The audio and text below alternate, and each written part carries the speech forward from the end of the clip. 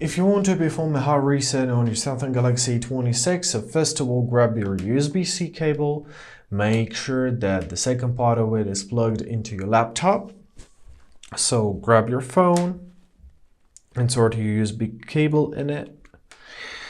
Great. Now we will need our three buttons: power button, volume down button, and volume up button. So before we start, keep in your mind that you need to do a backup before you'll perform your factory reset, otherwise all of your data will be lost. So now let's hold our power button and volume down button simultaneously and hold them until your until your screen will go dark. When it will go dark, switch your fingers from volume down to volume up buttons and keep on holding your power button.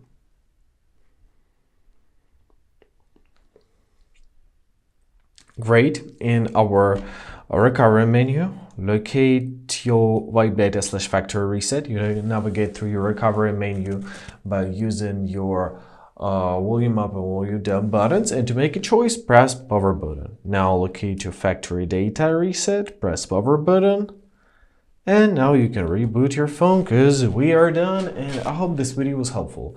Thank you so much for watching. Have a great day, and please consider subscribing to our channel.